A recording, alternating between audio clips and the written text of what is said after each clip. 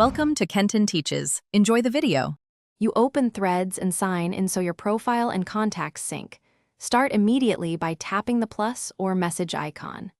Once done, choose Participants and add a brief subject to set context, because conversations with purpose get faster responses.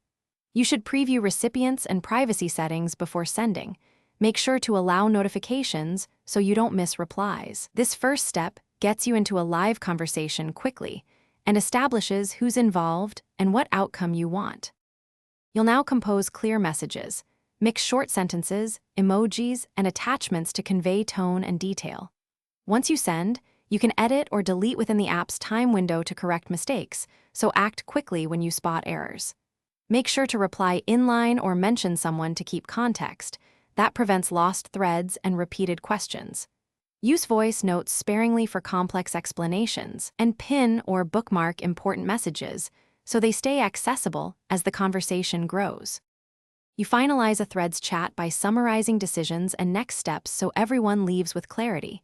Then share a transcript or export messages if a record is required. Once done, archive or mute the thread to reduce noise while preserving access.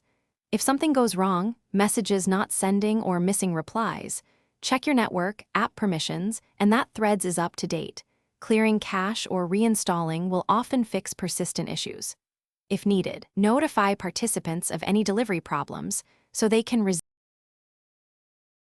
Thanks for watching. Please subscribe if this video was helpful.